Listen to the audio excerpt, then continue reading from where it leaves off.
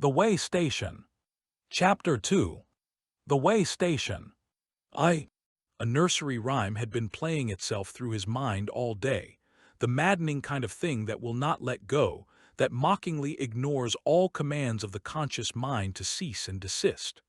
The rhyme was: the rain in Spain falls on the plain. There is joy and also pain. But the rain in Spain falls on the plain. Time's a sheet, life's a stain. All the things we know will chain, and all those things remain the same.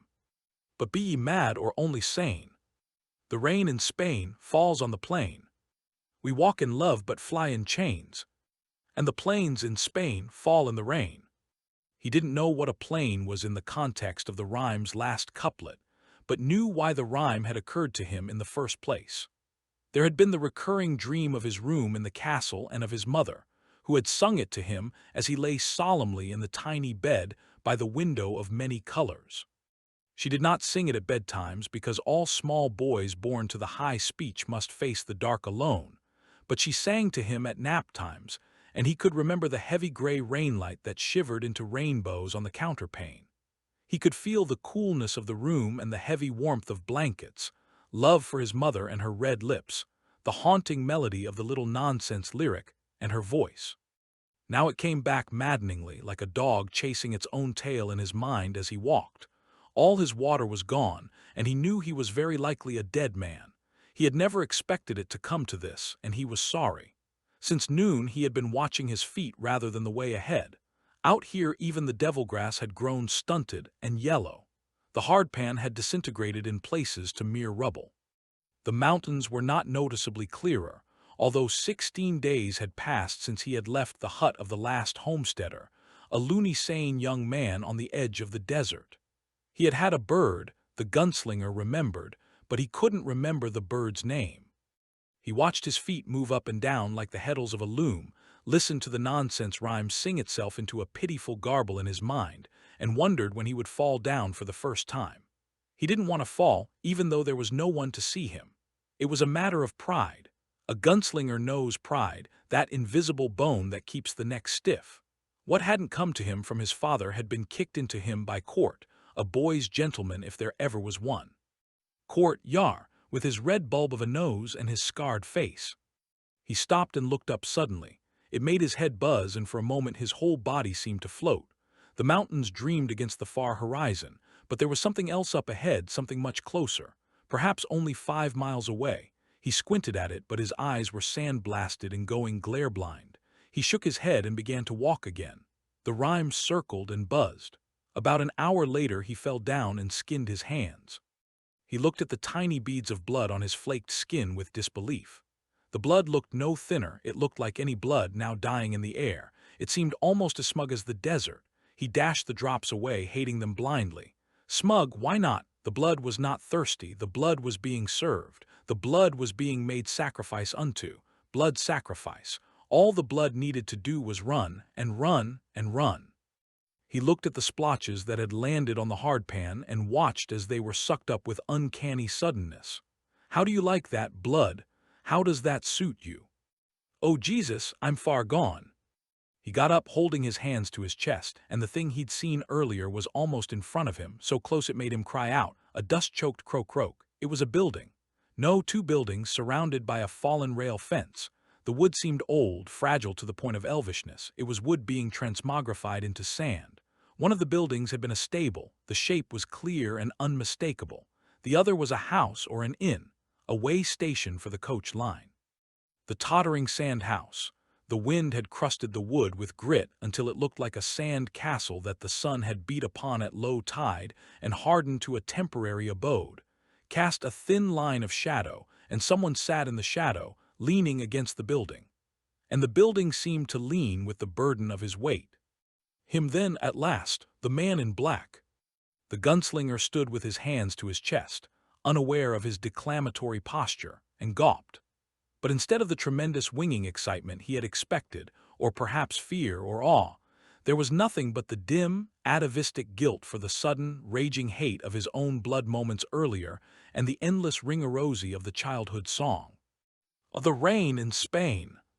He moved forward, drawing one gun. It falls on the plain. He came the last quarter mile at a jolting, flat-footed run, not trying to hide himself. There was nothing to hide behind. His short shadow raced him. He was not aware that his face had become a gray and dusty death mask of exhaustion. He was aware of nothing but the figure in the shadow. It did not occur to him until later that the figure might even have been dead. He kicked through one of the leaning fence rails. It broke in two without a sound, almost apologetically, and lunged across the dazzled and silent stable yard, bringing the gun up. You're covered. Hands up, you whoreson, you're. The figure moved restlessly and stood up.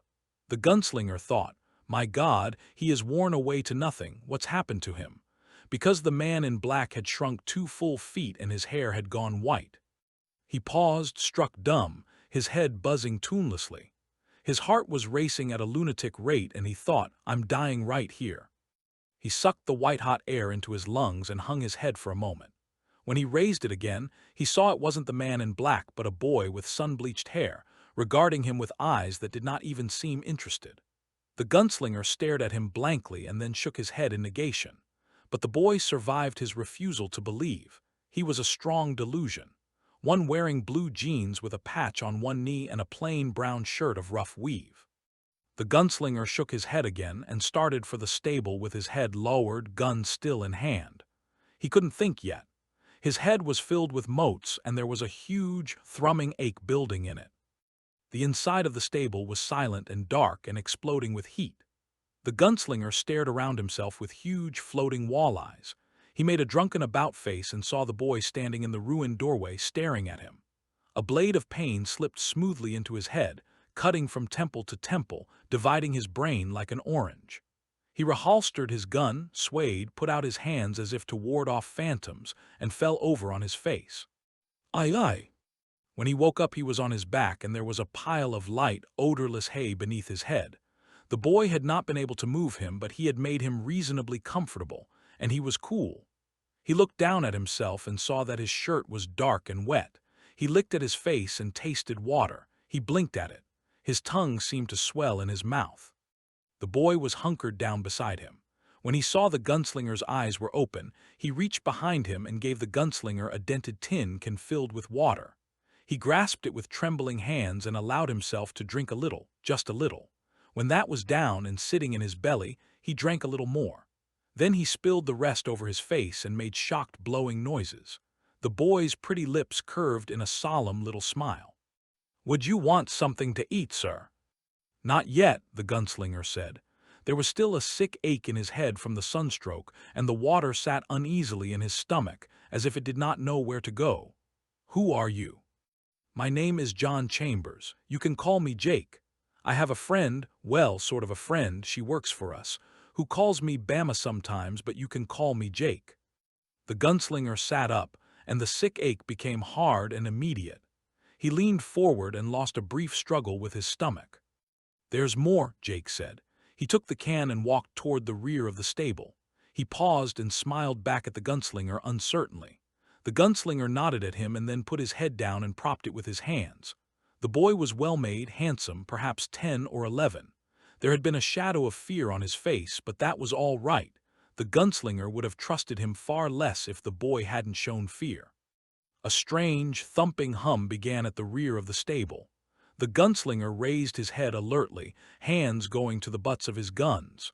The sound lasted for perhaps 15 seconds and then quit. The boy came back with the can, filled now. The gunslinger drank sparingly again, and this time it was a little better. The ache in his head was fading.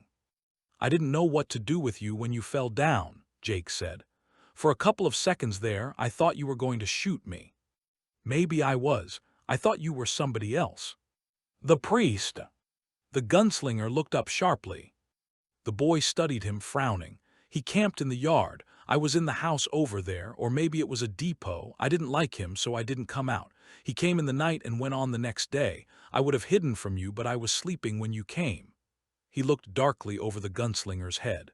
I don't like people. They fuck me up. What did he look like? The boy shrugged. Like a priest, he was wearing black things. A hood and a cassock. What's a cassock? A robe like a dress. The boy nodded. That's about right. The gunslinger leaned forward, and something in his face made the boy recoil a little. How long ago? Tell me for your father's sake. I. Patiently, the gunslinger said, I'm not going to hurt you. I don't know, I can't remember time. Every day is the same. For the first time, the gunslinger wondered consciously how the boy had come to this place, with dry and man-killing leagues of desert all around it. But he would not make it his concern, not yet at least. Make your best guess. Long ago. No, not long. I haven't been here long. The fire lit in him again. He snatched up the can and drank from it with hands that trembled the smallest bit. A fragment of the cradle's song recurred, but this time, instead of his mother's face, he saw the scarred face of Alice, who had been his Jilly in the now-defunct town of Tull. A week, 2, 3. The boy looked at him distractedly. Yes. Which? A week or 2. He looked aside, blushing a little. 3 poops ago, that's the only way I can measure things now. He didn't even drink. I thought he might be the ghost of a priest, like in this movie I saw once, only Zorro figured out he wasn't a priest at all or a ghost either. He was just a banker who wanted some land because there was gold on it. Mrs. Shaw took me to see that movie. It was in Times Square. None of this made any sense to the gunslinger, so he did not comment on it. I was scared, the boy said. I've been scared almost all the time. His face quivered like crystal on the edge of the ultimate destructive high note. He didn't even build a fire. He just sat there. I don't even know if he went to sleep. Closer than he had ever been by the gods. In spite of his extreme dehydration, his hands felt faintly moist, greasy. There's some dried meat, the boy said. All right, the gunslinger nodded. Good. The boy got up to fetch it, his knees popping slightly. He made a fine straight figure. The desert had not yet sapped him. His arms were thin, but the skin, although tanned, had not dried and cracked. He's got juice, the gunslinger thought. Mayhap some sand in his craw as well, or he would have taken one of my guns and shot me right where I lay. Or perhaps the boy simply hadn't thought of it. The gunslinger drank from the can again. Sand in his craw or not, he didn't come from this place. Jake came back with a pile of dried jerky on what looked like a sun-scoured breadboard. The meat was tough, stringy, and salty enough to make the cankered lining of the gunslinger's mouth sing. He ate and drank until he felt logy, and then settled back. The boy ate only a little, picking at the dark strands with an odd delicacy. The gunslinger regarded him, and the boy looked back at him candidly enough. "Where did you come from, Jake?" he asked finally. "I don't know," the boy frowned. "I did know. I knew when I came here, but it's all fuzzy now, like a bad dream when you wake up. I have lots of bad dreams. Mrs. Shaw used to say it was because I watched too many horror movies on Channel 11. What's a channel? A wild idea occurred to him. Is it like a beam? No, it's TV. What's TV? The boy touched his forehead. Pictures. Did somebody tote you here? This Mrs. Shaw? No, the boy said. I just was here. Who is Mrs. Shaw? I don't know. Why did she call you Bama? I don't remember. You're not making any sense, the gunslinger said flatly. Quite suddenly the boy was on the verge of tears. I can't help it, I was just here. If you asked me about TV and channels yesterday, I bet I still could have remembered. Tomorrow I probably won't even remember I'm Jake, not unless you tell me, and you won't be here, will you? You're going to go away and I'll starve because you ate up almost all my food. I didn't ask to be here. I don't like it, it's spooky. Don't feel so sorry for yourself. Make do. I didn't ask to be here, the boy repeated with bewildered defiance. The gunslinger ate another piece of the meat, chewing the salt out of it before swallowing. The boy had become part of it, and the gunslinger was convinced he told the truth. He had not asked for it. It was too bad. He had asked for it, but he had not asked for the game to become this dirty. He had not asked to turn his guns on the townsfolk of Tull, had not asked to shoot Allie, with her sadly pretty face at the end marked by the secret she had finally asked to be let in on. Using that word, that 19, like a key in a lock, had not asked to be faced with a choice between duty and flat-out murder. It was not fair to ring in innocent bystanders and make them speak lines they didn't understand on a strange stage. Allie, he thought, Allie was at least part of this world in her own self-illusory way. But this boy, this goddamned boy. "Tell me what you can remember," he told Jake. "It's only a little. It doesn't seem to make any sense anymore. Tell me, maybe I can pick up the sense." The boy thought about how to begin. He thought about it very hard. There was a place, the one before this one, a high place with lots of rooms and a patio where you could look at tall buildings and water. There was a statue that stood in the water. A statue in the water? Yes, a lady with a crown and a torch and, I think, a book. "Are you making this up?" "I guess I must be," the boy said hopelessly. There were things to ride in on the streets, big ones and little ones. The big ones were blue and white. The little ones were yellow, a lot of yellow ones. I walked to school. There were cement paths beside the streets, windows to look in and more statues wearing clothes. The statues sold the clothes. I know it sounds crazy, but the statues sold the clothes. The gunslinger shook his head and looked for a lie on the boy's face. He saw none. "I walked to school," the boy repeated doggedly. "And I had a," his eyes tilted closed and his lips moved gropingly, "a brown book bag. I carried a lunch, and I wore," the groping again, agonized groping, "a tie." "A cravat?" "I don't know." The boy's fingers made a slow, unconscious clinching motion at his throat, one the gunslinger associated with hanging. "I don't know, it's just all gone." And he looked away. "May I put you to sleep?" the gunslinger asked. "I'm not sleepy." "I can make you sleepy, and I can make you remember." Doubtfully Jake asked, "How could you do that?" "With this." The gunslinger removed one of the shells from his gun belt and twirled it in his fingers. The movement was dexterous, as flowing as oil. The shell cartwheeled effortlessly from thumb and index and second to second and ring to ring and pinky. It popped out of sight and reappeared, seemed to float briefly, then reversed. The shell walked across the gunslinger's fingers. The fingers themselves marched as his feet had marched on his last miles to this place. The boy watched, his initial doubt first replaced with plain delight, then by raptness, then by dawning blankness as he opened. His eyes slipped shut. The shell danced back and forth. Jake's eyes opened again, caught the steady, limpid movement between the gunslinger's fingers a little while longer, and then they closed once more. The gunslinger continued the howkin, but Jake's eyes did not open again. The boy breathed with slow and steady calmness. Did this have to be part of it? Yes, it did. There was a certain cold beauty to it, like the lacy frettings that fringe hard blue ice backs.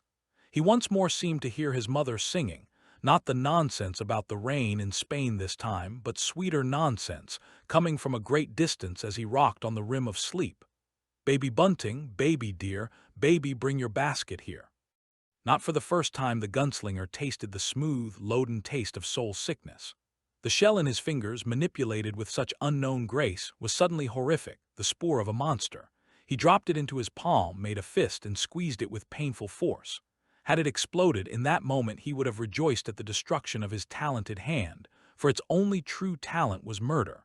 There had always been murder in the world, but telling himself so was no comfort.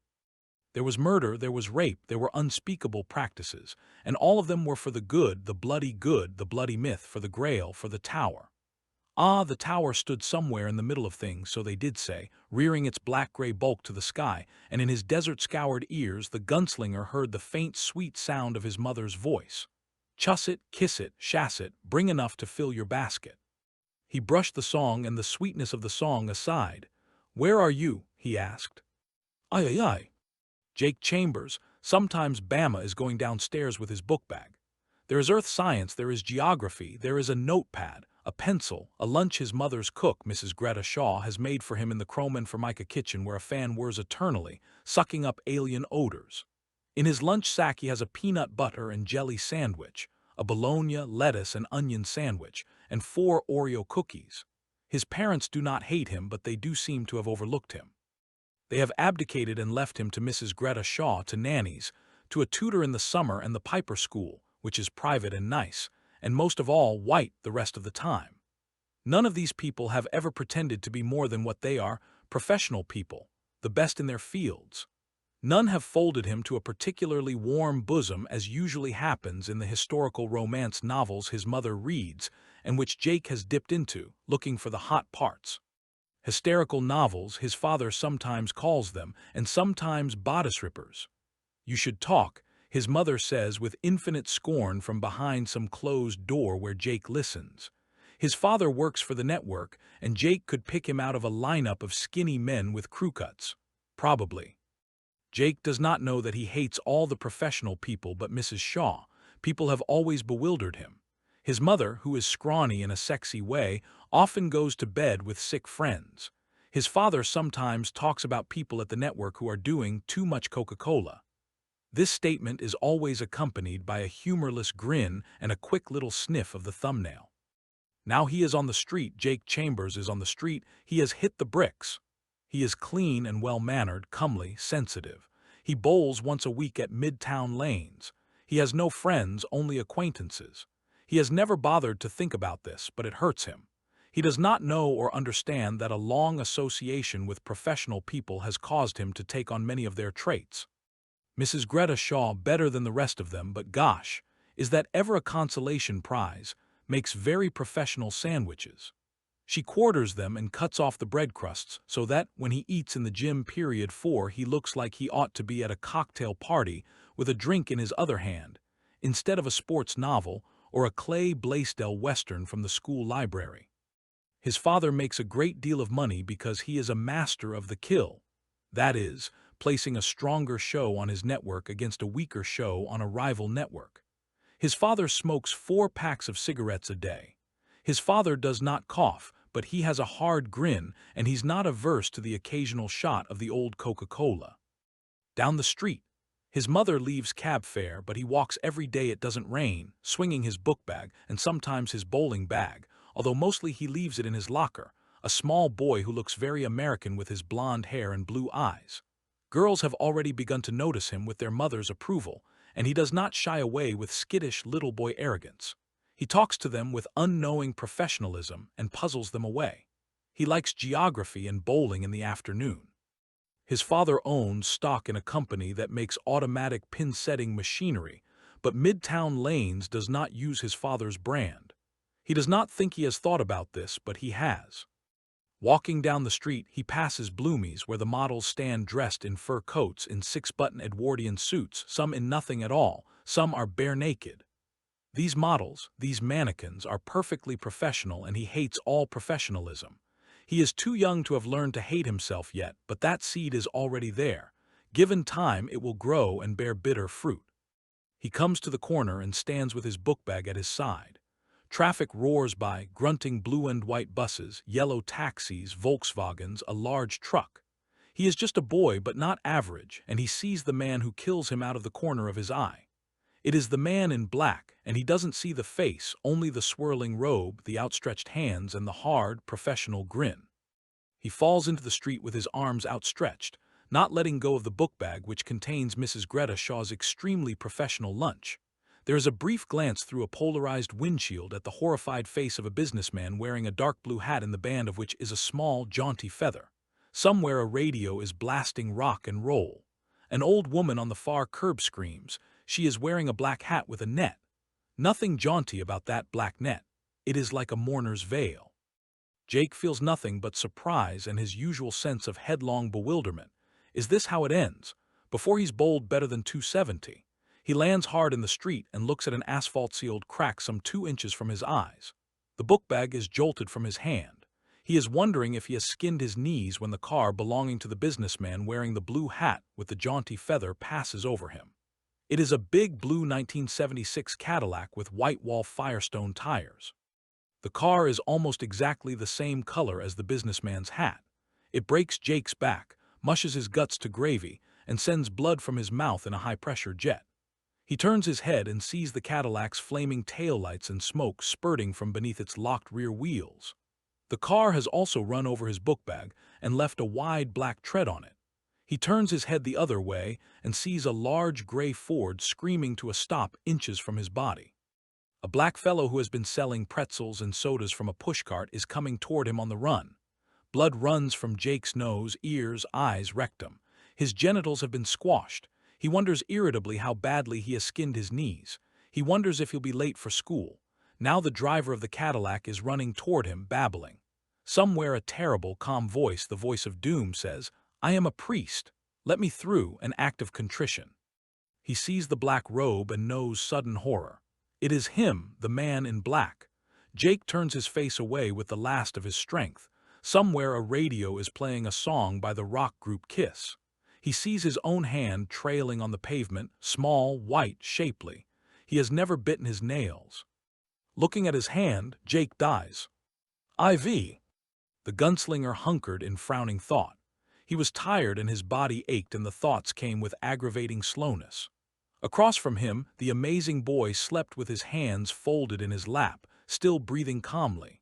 He had told his tale without much emotion, although his voice had trembled near the end, when he had come to the part about the priest and the act of contrition.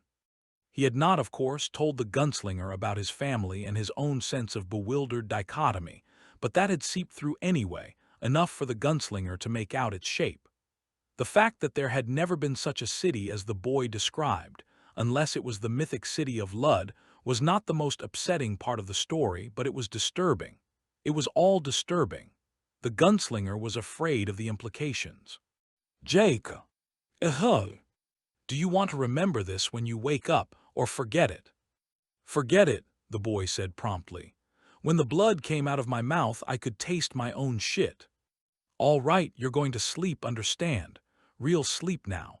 Go ahead and lie over if it do please ya. Jake laid over, looking small and peaceful and harmless. The gunslinger did not believe he was harmless. There was a deadly feeling about him, the stink of yet another trap. He didn't like the feeling, but he liked the boy. He liked him a great deal. Jake, SHHH, I'm sleeping, I want to sleep. Yes, and when you wake up, you won't remember any of this. K, good. The gunslinger watched him for a brief time, thinking of his own boyhood, which usually seemed to have happened to another person, to a person who had leaped through some fabulous lens of time to become someone else, but which now seemed poignantly close. It was very hot in the stable of the way station, and he carefully drank some more water. He got up and walked to the back of the building, pausing to look into one of the horse stalls. There was a small pile of white hay in the corner and a neatly folded blanket, but there was no smell of horse. There was no smell of anything in the stable. The sun had bled away every smell and left nothing. The air was perfectly neutral. At the back of the stable was a small, dark room with a stainless steel machine in the center.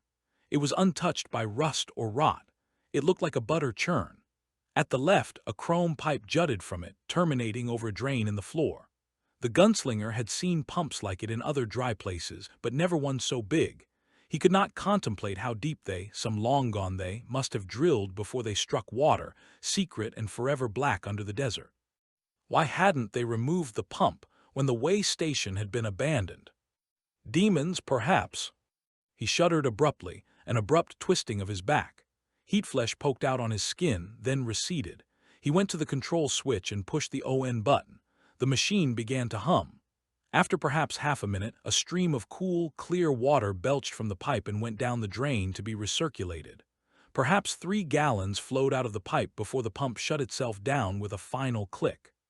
It was a thing as alien to this place and time as true love, and yet as concrete as a judgment, a silent reminder of the time when the world had not yet moved on.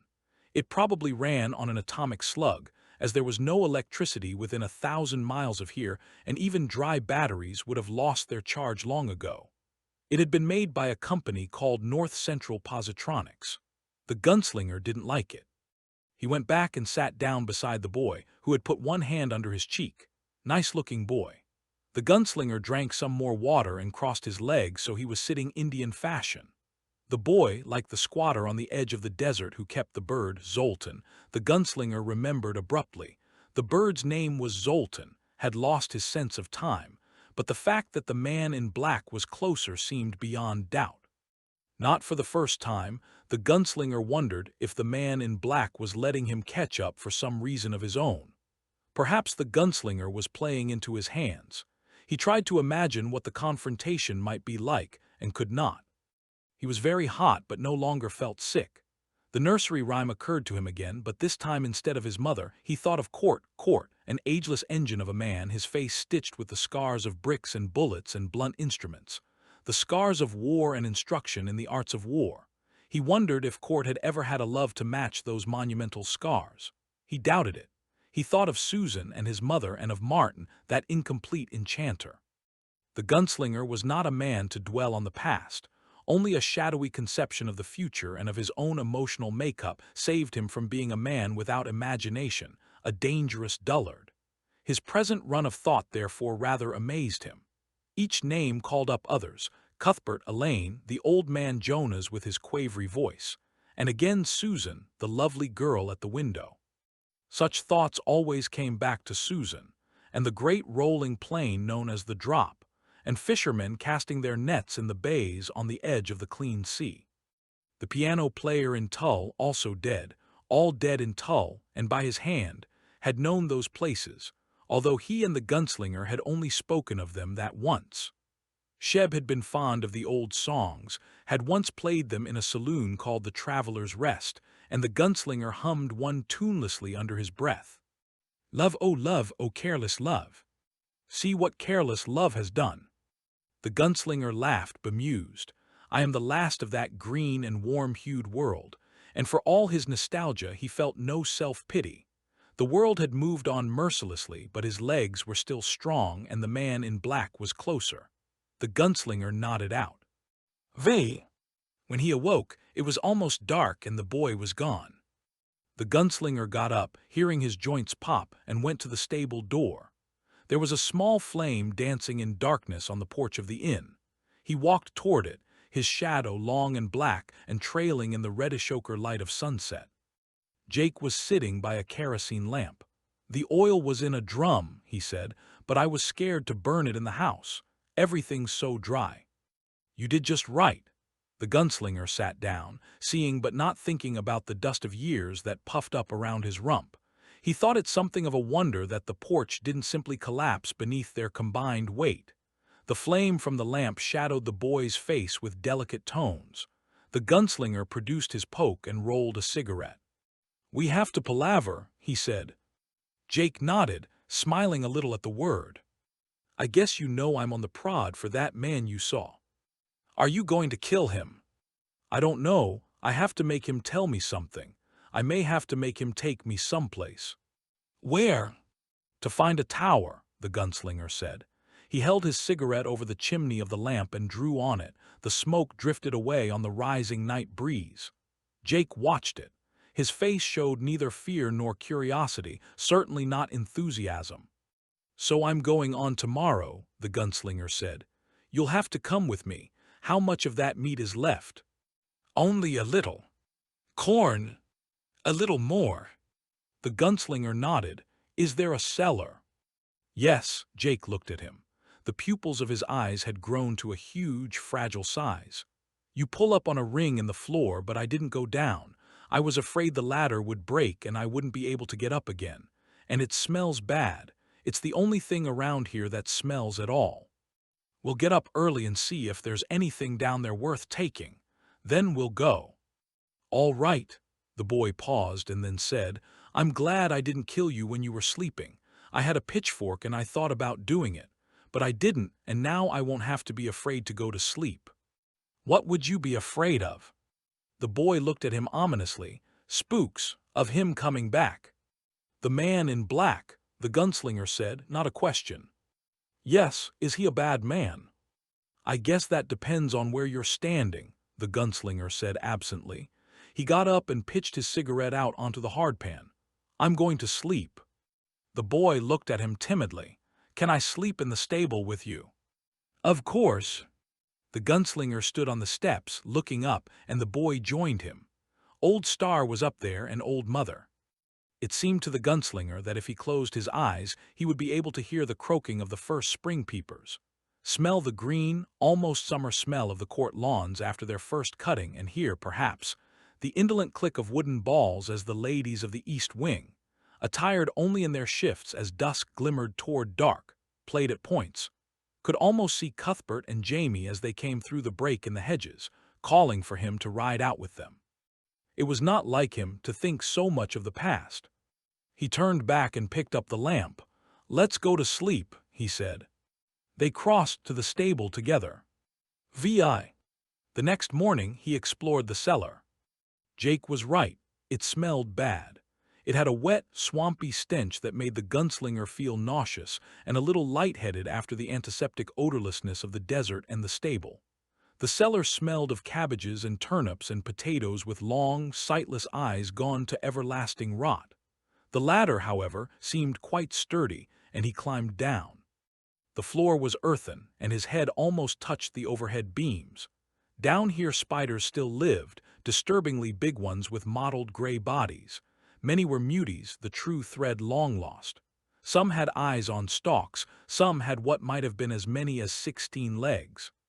The gunslinger peered around and waited for his night eyes. "You all right?" Jake called down nervously. "Yes," he focused on the corner. "There are cans, wait." He went carefully to the corner, ducking his head. There was an old box with one side folded down. The cans were vegetables, green beans, yellow beans, and 3 cans of corned beef. He scooped up an armload and went back to the ladder. He climbed halfway up and handed them to Jake, who knelt to receive them. He went back for more.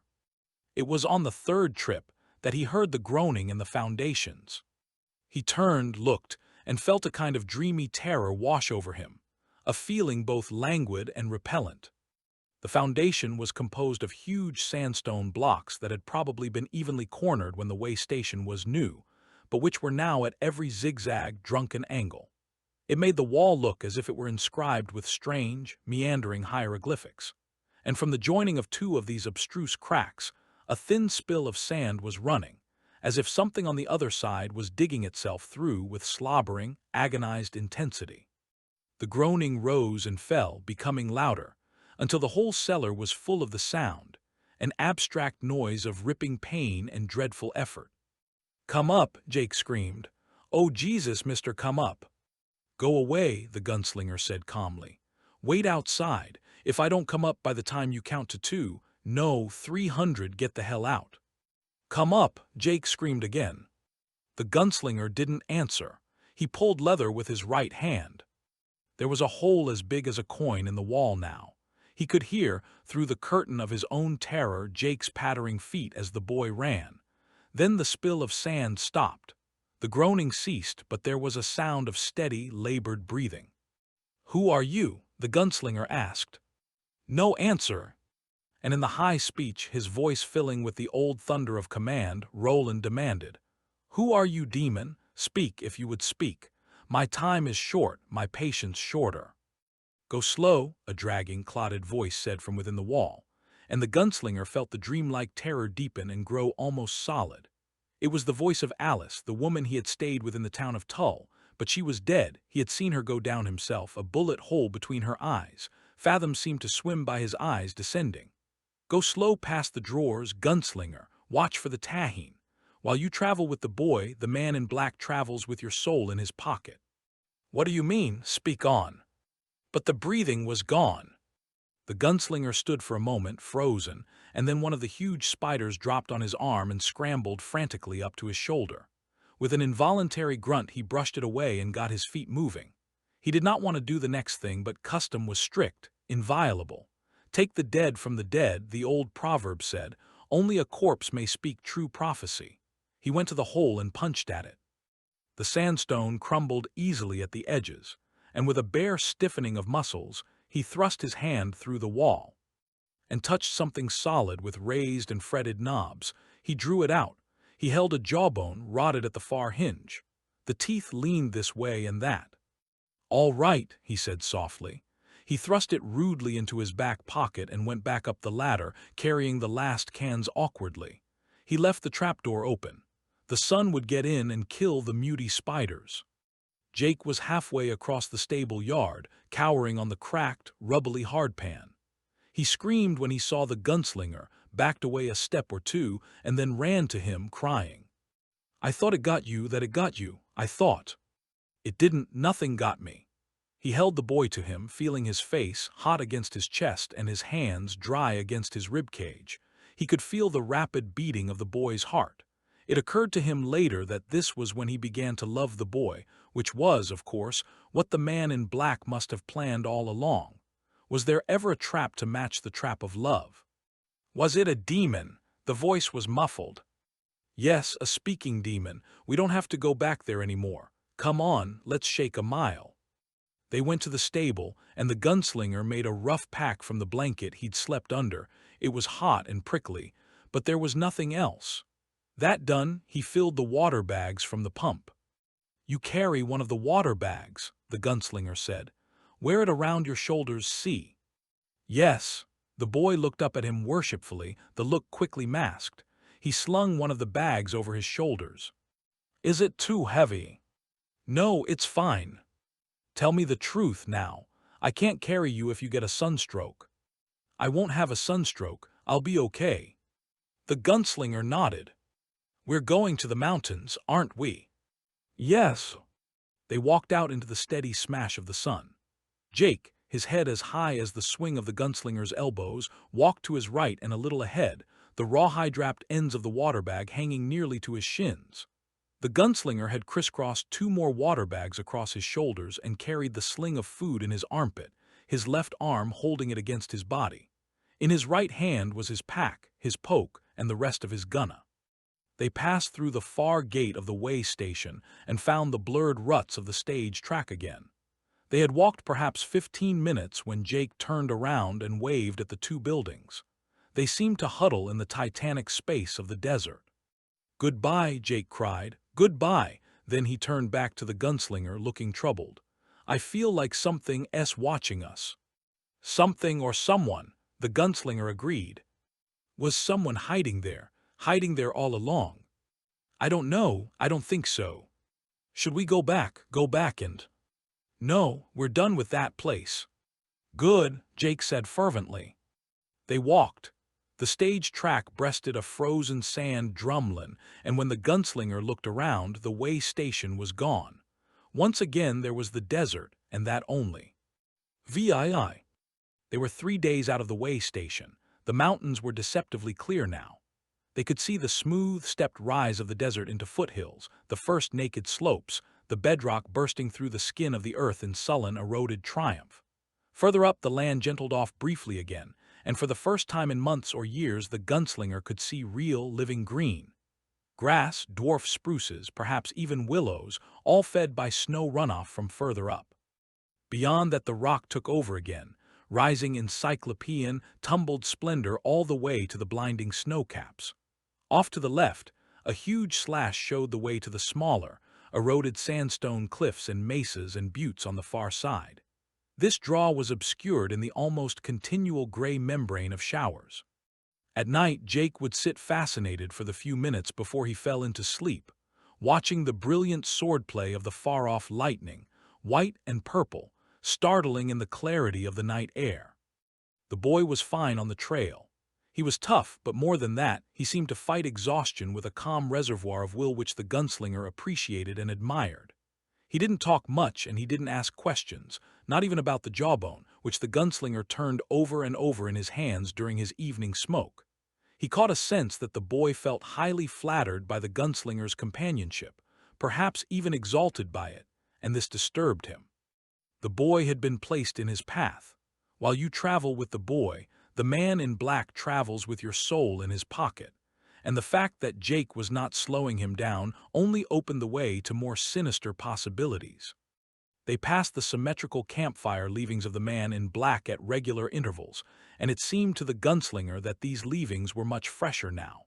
On the 3rd night, the gunslinger was sure that he could see the distant spark of another campfire, somewhere in the first rising swell of the foothills. This did not please him as much as he once might have believed. One of Court's sayings occurred to him: "Where the man who fakes a limp." Near 2 o'clock on the 4th day out from the way station, Jake reeled and almost fell. "Here, sit down," the gunslinger said. "No, I'm okay." "Sit down." The boy sat obediently. The gunslinger squatted close by, so Jake would be in his shadow. "Drink." "I'm not supposed to until." "Drink." The boy drank 3 swallows. The gunslinger wet the tail of the blanket, which held a good deal less now, and applied the damp fabric to the boy's wrists and forehead, which were fever-dry. "From now on we rest every afternoon at this time, 15 minutes. Do you want to sleep?" "No." The boy looked at him with shame. The gunslinger looked back blandly. In an abstracted way he withdrew one of the bullets from his belt and began to twirl it Hauken between his fingers. The boy watched, fascinated. "That's neat," he said. The gunslinger nodded. "Yar," he paused. "When I was your age I lived in a walled city, did I tell you that?" The boy shook his head sleepily. "Sure, and there was an evil man." "The priest." "Well, sometimes I wonder about that, tell you true," the gunslinger said. "If they were two, I think now they must have been brothers, maybe even twins, but did I ever see 'em together? No, I never did. This bad man, this Martin, he was a wizard, like Merlin. Do they ken Merlin where you come from?" "Merlin and Arthur and the Knights of the Round Table," Jake said dreamily. The gunslinger felt a nasty jolt go through him. "Yes," he said. "Arthur Eld, you say true, I say thank ye, I was very young." But the boy was asleep sitting up, his hands folded neatly in his lap. "Jake." "Yar." The sound of this word from the boy's mouth startled him badly, but the gunslinger wouldn't let his voice show it. "When I snap my fingers you'll wake up, you'll be rested and fresh. Do you ken it?" "Yes." "Lie over then." The gunslinger got makings from his poke and rolled a cigarette. There was something missing. He searched for it in his diligent, careful way and located it. The missing thing was his previous maddening sense of hurry, the feeling that he might be left behind at any time, that the trail would die out and he would be left with only a last fading footprint. All that was gone now, and the gunslinger was slowly becoming sure that the man in black wanted to be caught. Where the man who fakes a limp? What would follow? The question was too vague to catch his interest. Cuthbert would have found interest in it, lively interest, and probably a joke. But Cuthbert was as gone as the horn o' Dischain, and the gunslinger could only go forward in the way he knew. He watched the boy as he smoked, and his mind turned back on Cuthbert, who had always laughed to his death he had gone laughing, and Court, who never laughed, and on Martin, who sometimes smiled, a thin, silent smile that had its own disquieting gleam, like an eye that slips open in the dark and discloses blood. And there had been the falcon, of course. The falcon was named David after the legend of the boy with the sling. David, he was quite sure, knew nothing but the need for murder, rending, and terror. Like the gunslinger himself, David was no dilettante, he played the center of the court. Except maybe at the end. The gunslinger's stomach seemed to rise painfully against his heart, but his face didn't change. He watched the smoke of his cigarette rise into the hot desert air and disappear, and his mind went back. VIII. The sky was white, perfectly white, the smell of rain strong in the air. The smell of hedges and growing green was sweet. It was deep spring, what some called new earth. David sat on Cuthbert's arm, a small engine of destruction with bright golden eyes that glared outward at nothing. The rawhide leash attached to his jesses was looped carelessly about Bert's arm. Court stood aside from the two boys, a silent figure in patched leather trousers and a green cotton shirt that had been cinched high with his old, wide infantry belt. The green of his shirt merged with the hedges and the rolling turf of the back courts, where the ladies had not yet begun to play at points. "Get ready," Roland whispered to Cuthbert. "We're ready," Cuthbert said confidently. "Aren't we, Davy?" They spoke the low speech, the language of both scullions and squires. The day when they would be allowed to use their own tongue in the presence of others was still far. "It's a beautiful day for it. Can you smell the rain? It's—" Court abruptly raised the trap in his hands and let the side fall open. The dove was out and up, trying for the sky in a quick, fluttering blast of its wings. Cuthbert pulled the leash, but he was slow. The hawk was already up and his takeoff was awkward. The hawk recovered with a brief twitch of its wings. It struck upward, trudging the air, gaining altitude over the dove, moving bullet-swift. Court walked over to where the boys stood, casually, and swung his huge and twisted fist at Cuthbert's ear. The boy fell over without a sound, although his lips writhed back from his gums. A trickle of blood flowed slowly from his ear and onto the rich green grass. "You were slow, maggot," he said. Cuthbert was struggling to his feet. "I cry your pardon, Court, it's just that I—" Court swung again, and Cuthbert fell over again. The blood flowed more swiftly now. "Speak the high speech," he said softly. His voice was flat, with a slight, drunken rasp. "Speak your act of contrition in the speech of civilization for which better men than you will ever be have died, maggot." Cuthbert was getting up again. Tears stood brightly in his eyes, but his lips were pressed together in a tight line of hate which did not quiver. "I grieve," Cuthbert said in a voice of breathless control. "I have forgotten the face of my father, whose guns I hope someday to bear." "That's right, brat," Court said. "You'll consider what you did wrong and sharpen your reflections with hunger. No supper, no breakfast." "Look!" Roland cried. He pointed up. The hawk had climbed above the soaring dove. It glided for a moment, its stubby wings outstretched and without movement on the still, white spring air. Then it folded its wings and dropped like a stone. The two bodies came together, and for a moment Roland fancied he could see blood in the air. The hawk gave a brief scream of triumph.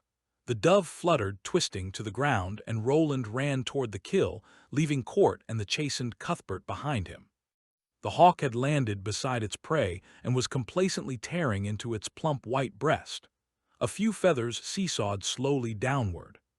"David!" the boy yelled, and tossed the hawk a piece of rabbit flesh from his poke.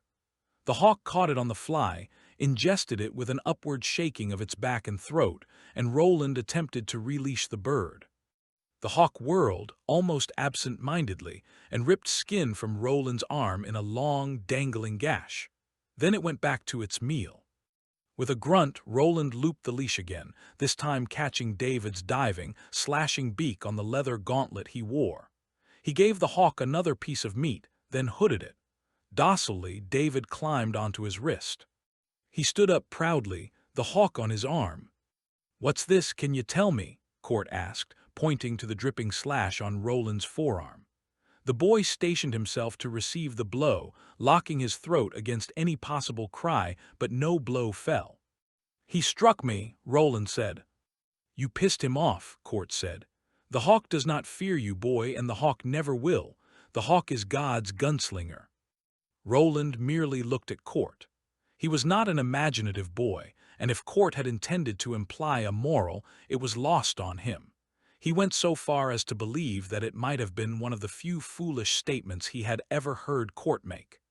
Cuthbert came up behind them and stuck his tongue out at Court, safely on his blind side. Roland did not smile, but nodded to him. "Go in now," Court said, taking the hawk. He turned and pointed at Cuthbert. "But remember your reflection, maggot, and your fast, tonight and tomorrow morning." "Yes," Cuthbert said, stiltedly formal now. "Thank you for this instructive day." "You learn," Court said, "but your tongue has a bad habit of lolling from your stupid mouth when your instructor's back is turned. Mayhap the day will come when it and you will learn their respective places." He struck Cuthbert again, this time solidly between the eyes and hard enough so that Roland heard a dull thud, the sound a mallet makes when a scullion taps a keg of beer. Cuthbert fell backward onto the lawn, his eyes cloudy and dazed at first. Then they cleared and he stared burningly up at Court, his usual easy grin nowhere to be seen, his hatred unveiled, a pinprick as bright as the dove's blood in the center of each eye. He nodded and parted his lips in a scarifying smile that Roland had never seen. "Then there's hope for you," Court said. "When you think you can, you come for me, maggot." "How did you know?" Cuthbert said between his teeth. Court turned toward Roland so swiftly that Roland almost fell back a step, and then both of them would have been on the grass, decorating the new green with their blood. "I saw it reflected in this maggot's eyes," he said. "Remember it, Cuthbert Allgood, last lesson for today." Cuthbert nodded again, the same frightening smile on his face. "I grieve," he said. "I have forgotten the face." "Cut that shit," Court said, losing interest. He turned to Roland. "Go on now, the both of you. If I have to look at your stupid maggot faces any longer, I'll puke my guts and lose a good dinner." "Come on," Roland said. Cuthbert shook his head to clear it and got to his feet. Court was already walking down the hill in his squat, bow-legged stride, looking powerful and somehow prehistoric. The shaved and grizzled spot at the top of his head glimmered. "I'll kill the son of a bitch," Cuthbert said, still smiling. A large goose egg, purple and knotted, was rising mystically on his forehead. "Not you or me," Roland said, suddenly bursting into a grin. "You can have supper in the West Kitchen with me. Cook will give us some." "He'll tell Court." "He's no friend of Court S," Roland said, and then shrugged. "And what if he did?" Cuthbert grinned back. "Sure, right. I always wanted to know how the world looked when your head was on backwards and upside down." They started back together over the green lawns, casting shadows in the fine white springlight. IX. The cook in the West Kitchen was named Hax. He stood huge in food-stained whites, a man with a crude oil complexion whose ancestry was a quarter black, a quarter yellow, a quarter from the South Islands, now almost forgotten, the world had moved on, and a quarter gods knew what. He shuffled about 3 high-ceilinged steamy rooms like a tractor in low gear, wearing huge caliph-like slippers. He was one of those quite rare adults who communicate with small children fairly well, and who love them all impartially. Not in a sugary way, but in a businesslike fashion that may sometimes entail a hug, in the same way that closing a big business deal may call for a handshake. He even loved the boys who had begun the way of the gun, although they were different from other children, undemonstrative and always slightly dangerous, not in an adult way, but rather as if they were ordinary children with a slight touch of madness, and Bert was not the first of Court's students whom he had fed on the sly. At this moment he stood in front of his huge, rambling electric stove, one of 6 working appliances left on the whole estate. It was his personal domain, and he stood there watching the 2 boys bolt the gravied meat scraps he had produced. Behind, before, and all around, cookboys, scullions, and various underlings rushed through the steaming, humid air, rattling pans, stirring stew, slaving over potatoes and vegetables in nether regions. In the dimly lit pantry alcove, a washerwoman with a doughy, miserable face and hair caught up in a rag splashed water around on the floor with a mop. One of the scullery boys rushed up with a man from the guards in tow. "This man, he wants you, Hax." "All right." Hax nodded to the guard, and he nodded back. "You boys," he said, "go over to Maggie, she'll give you some pie, then scat, don't get me in trouble." Later they would both remember he'd said that, "Don't get me in trouble." They nodded and went over to Maggie, who gave them huge wedges of pie on dinner plates, but gingerly, as if they were wild dogs that might bite her. "Let's eat it under stairs," Cuthbert said. "All right." They sat behind a huge, sweating stone colonnade out of sight of the kitchen and gobbled their pie with their fingers. It was only moments later that they saw shadows fall on the far curving wall of the wide staircase. Roland grabbed Cuthbert's arm. "Come on," he said. "Someone's coming." Cuthbert looked up, his face surprised and berry-stained. But the shadows stopped, still out of sight. It was Hax and the man from the guards. The boys sat where they were. If they moved now, they might be heard. "The good man," the guard was saying. "Farson." "In 2 weeks," the guard replied.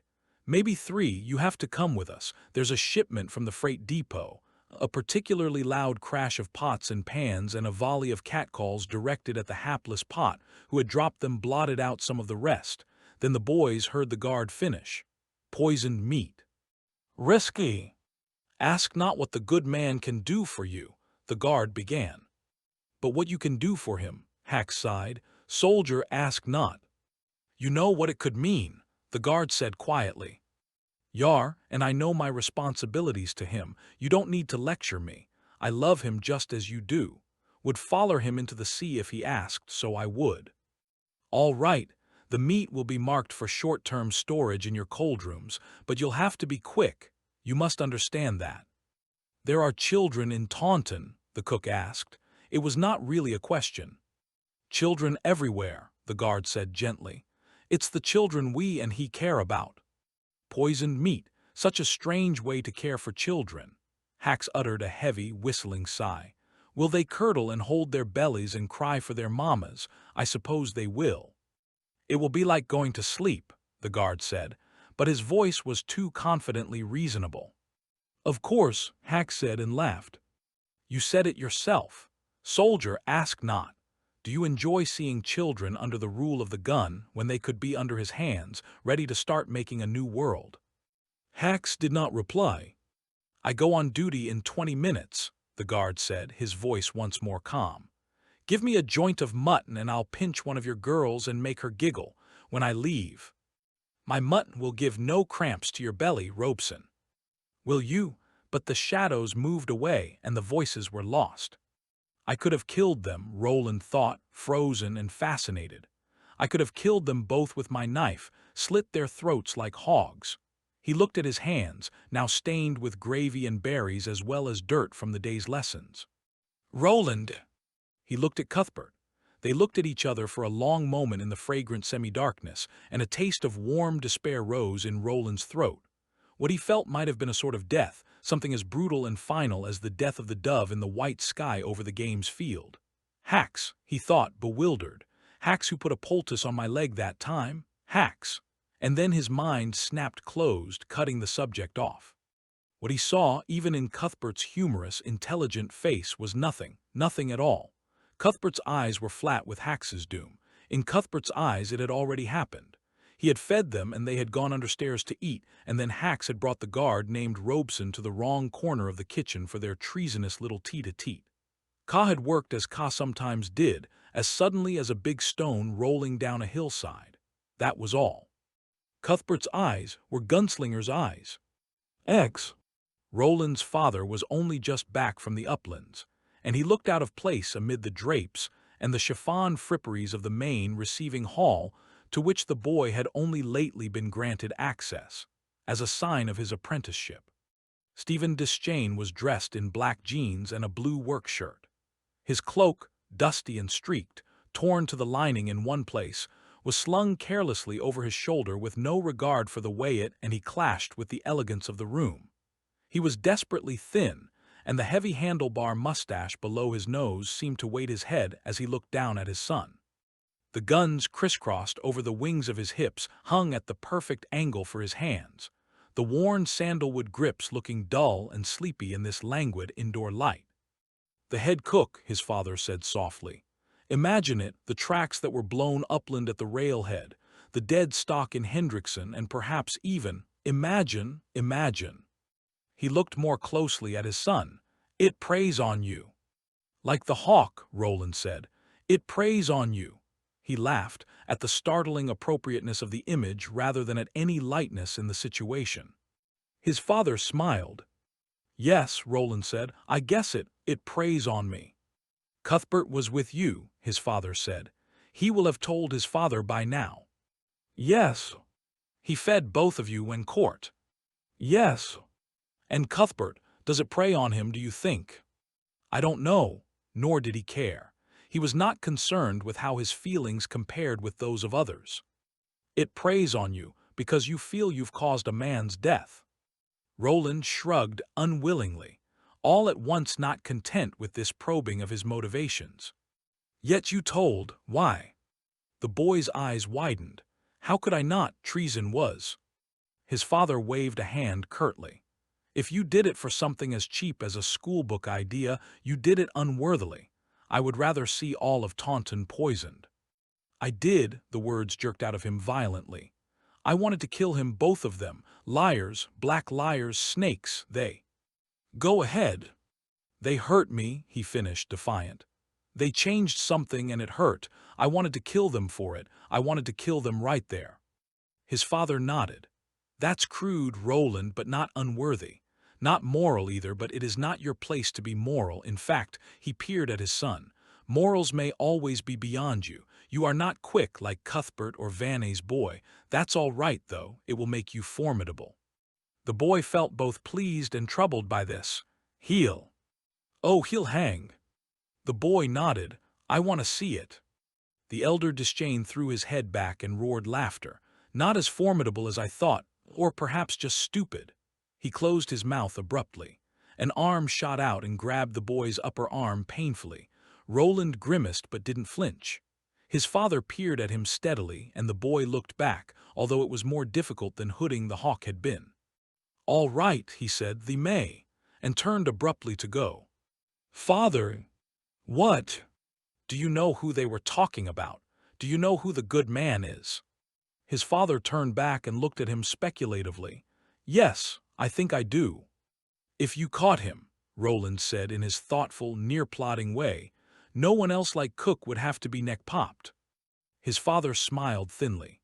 "Perhaps not for a while, but in the end, someone always has to have his or her neck popped, as you so quaintly put it. The people demand it. Sooner or later, if there isn't a turncoat, the people make one." "Yes," Roland said, grasping the concept instantly. It was one he never forgot. "But if you got the good man—" "No," his father said flatly. "Why not? Why wouldn't that end it?" For a moment his father seemed on the verge of saying why, but then shook his head. "We've talked enough for now, I think. Go out from me." He wanted to tell his father not to forget his promise when the time came for Hacks to step through the trap, but he was sensitive to his father's moods. He put his fist to his forehead, crossed one foot in front of the other, and bowed. Then he went out, closing the door quickly. He suspected that what his father wanted now was to fuck. He was aware that his mother and father did that, and he was reasonably well informed as to how it was done. But the mental picture that always condensed with the thought made him feel both uneasy and oddly guilty. Some years later, Susan would tell him the story of Oedipus, and he would absorb it in quiet thoughtfulness, thinking of the odd and bloody triangle formed by his father, his mother, and by Martin, known in some quarters as Farson, the good man. Or perhaps it was a quadrangle, if one wished to add himself. Xi. Gallows Hill was on the Taunton Road, which was nicely poetic. Cuthbert might have appreciated this, but Roland did not. He did appreciate the splendidly ominous scaffold which climbed into the brilliantly blue sky, an angular silhouette which overhung the coach road. The two boys had been let out of morning exercises. Court had read the notes from their fathers laboriously, lips moving, nodding here and there. When he finished with them, he had carefully put the papers away in his pocket. Even here in Gilead, paper was easily as valuable as gold. When these 2 sheets of it were safe, he'd looked up at the blue-violet dawn sky and nodded again. "Wait here," he said, and went toward the leaning stone hut that served him as living quarters. He came back with a slice of rough, unleavened bread, broke it in 2, and gave half to each. "When it's over, each of you will put this beneath his shoes. Mind you do exactly as I say, or I'll clout you into next week." They had not understood until they arrived, riding double on Cuthbert's gelding. They were the first, fully 2 hours ahead of anyone else and 4 hours before the hanging, so Gallows Hill stood deserted except for the rooks and ravens. The birds were everywhere. They roosted noisily on the hard, jutting bar that overhung the trap, the armature of death. They sat in a row along the edge of the platform. They jostled for position on the stairs. "They leave the bodies," Cuthbert muttered, "for the birds." "Let's go up," Roland said. Cuthbert looked at him with something like horror. "Up there, do you think?" Roland cut him off with a gesture of his hands. "We're years early. No one will come." "All right." They walked slowly toward the gibbet, and the birds took wing, cawing and circling like a mob of angry, dispossessed peasants. Their bodies were flat black against the pure dawnlight of the in-world sky. For the first time Roland felt the enormity of his responsibility in the matter. This wood was not noble, not part of the awesome machine of civilization, but merely warped pine from the Forest O barony, covered with splattered white bird droppings. It was splashed everywhere, stairs, railing, platform, and it stank. The boy turned to Cuthbert with startled, terrified eyes, and saw Cuthbert looking back at him with the same expression. "I can't," Cuthbert whispered. "Row, I can't watch it." Roland shook his head slowly. There was a lesson here, he realized, not a shining thing but something that was old and rusty and misshapen. It was why their fathers had let them come.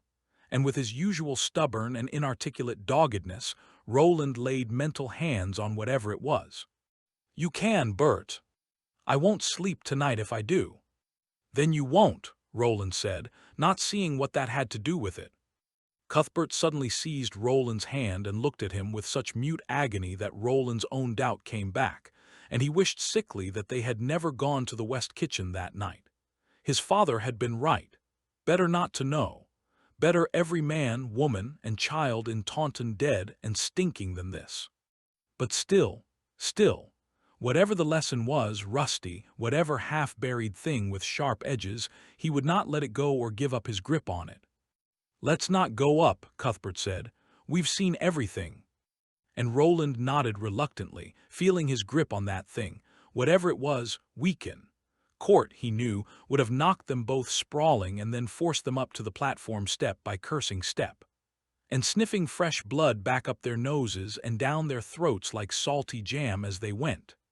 Court would probably have looped new hemp over the yardarm itself and put the noose around each of their necks in turn, would have made them stand on the trap to feel it, and Court would have been ready to strike them again if either wept or lost control of his bladder.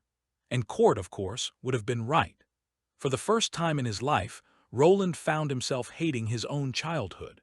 He wished for the long boots of age. He deliberately pried a splinter from the railing and placed it in his breast pocket before turning away. "Why did you do that?" Cuthbert asked. He wished to answer something swaggering, "Oh, the luck of the gallows," but he only looked at Cuthbert and shook his head. "Just so I'll have it," he said. "Always have it." They walked away from the gallows, sat down, and waited. In an hour or so the first of the townfolk began to gather, mostly families who had come in broken-down wagons and beat-up buckas, carrying their breakfasts with them, hampers of cold pancakes folded over fillings of wild pokeberry jam. Roland felt his stomach growl hungrily and wondered again, with despair, where the honor and the nobility was. He had been taught of such things, and was now forced to wonder if they had been lies all along or only treasures buried deep by the wise. He wanted to believe that, but it seemed to him that hacks in his dirty whites, walking around and around his steaming, subterranean kitchen and yelling at the potboys, had more honor than this. He fingered the splinter from the gallows tree with sick bewilderment. Cuthbert lay beside him with his face drawn impassive. "Xii." In the end it wasn't such of a much, and Roland was glad. Hax was carried in an open cart, but only his huge girth gave him away. He had been blindfolded with a wide black cloth that hung down over his face. A few threw stones, but most merely continued with their breakfasts as they watched. A gunslinger whom the boy did not know well, he was glad his father had not drawn the black stone, led the fat cook carefully up the steps. 2 guards of the watch had gone ahead and stood on either side of the trap. When Hax and the gunslinger reached the top, the gunslinger threw the noosed rope over the crosstree and then put it over the cook's head, dropping the knot until it lay just below the left ear. The birds had all flown, but Roland knew they were waiting. "Do you wish to make confession?" the gunslinger asked. "I have nothing to confess," Hax said. His words carried well, and his voice was oddly dignified in spite of the muffle of cloth which hung over his lips. The cloth ruffled slightly in the faint, pleasant breeze that had blown up. "I have not forgotten my father's face. It has been with me through all." Roland glanced sharply at the crowd and was disturbed by what he saw there, a sense of sympathy, perhaps admiration. He would ask his father. When traitors are called heroes or heroes traitors, he supposed in his frowning way dark times must have fallen. Dark times indeed. He wished he understood better. His mind flashed to Court and the bread Court had given them. He felt contempt. The day was coming when Court would serve him. Perhaps not Cuthbert. Perhaps Bert would buckle under Court's steady fire and remain a page or a horseboy, or infinitely worse, a perfumed diplomat, dallying in receiving chambers or looking into bogus crystal balls with doddering kings and princes. But he would not. He knew it. He was for the open lands and long rides. That this seemed a good fate was something he would marvel over later in his solitude. "Roland, I'm here." He took Cuthbert's hand, and their fingers locked together like iron. "Charge be capital murder and sedition," the gunslinger said. "You have crossed the white, and I, Charles son of Charles, consign you ever to the black." The crowd murmured, some in protest. "I never." "Tell your tale in the underworld, maggot," said Charles of Charles, and yanked the lever with both yellow-gauntleted hands. The trap dropped. Hax plummeted through, still trying to talk. Roland never forgot that. The cook went still trying to talk, and where did he finish the last sentence he would ever begin on earth? His words were ended by the sound an exploding pine knot makes on the hearth in the cold heart of a winter night. But on the whole he thought it not so much. The cook's legs kicked out once in a wide Y. The crowd made a satisfied whistling noise. The guards of the watch dropped their military pose and began to gather things up negligently. Charles, son of Charles, walked back down the steps slowly, mounted his horse, and rode off, cutting roughly through one gaggle of picnickers, quirting a few of the slow coaches, making them scurry. The crowd dispersed rapidly after that, and in 40 minutes the two boys were left alone on the small hill they had chosen. The birds were returning to examine their new prize. One lit on Hax's shoulder and sat there chummily, darting its beak at the bright and shiny hoop Hax had always worn in his right ear. "It doesn't look like him at all," Cuthbert said. "Oh yes, it does," Roland said confidently as they walked toward the gallows, the bread in their hands. Bert looked abashed. They paused beneath the crosstree, looking up at the dangling, twisting body.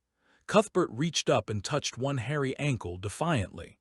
The body started on a new, twisting arc. Then rapidly they broke the bread and spread the rough chunks beneath the dangling feet. Roland looked back just once as they rode away. Now there were thousands of birds. The bread, he grasped this only dimly, was symbolic then. "It was good," Cuthbert said suddenly. I liked it, I did." Roland was not shocked by this, although he had not particularly cared for the scene.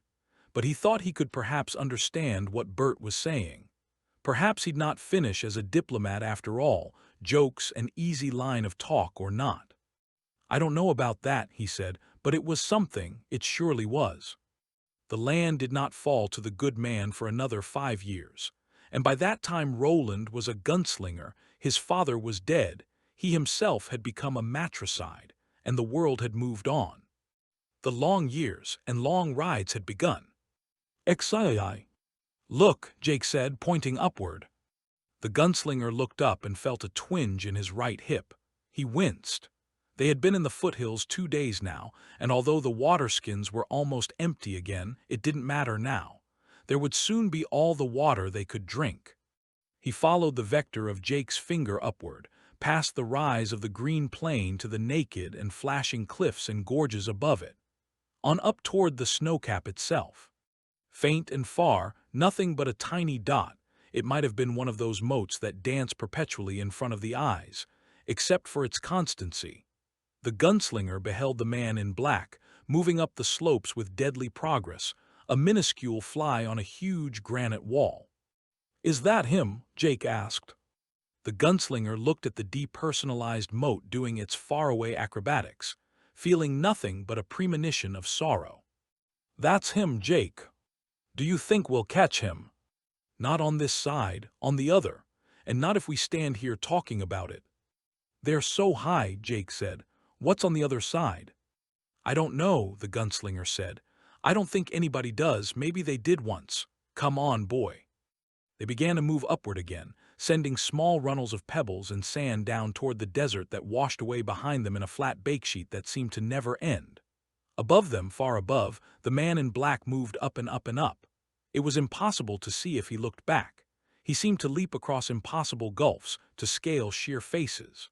Once or twice he disappeared, but always they saw him again, until the violet curtain of dusk shut him from their view. When they made their camp for the evening, the boy spoke little, and the gunslinger wondered if the boy knew what he himself had already intuited. He thought of Cuthbert's face, hot, dismayed, excited. He thought of the bread. He thought of the birds. It ends this way, he thought. Again and again it ends this way. There are quests and roads that lead ever onward, and all of them end in the same place, upon the killing ground. Except, perhaps, the road to the tower. There Ka might show its true face. The boy, the sacrifice, his face innocent and very young in the light of their tiny fire, had fallen asleep over his beans. The gunslinger covered him with the horse blanket and then curled up to sleep himself.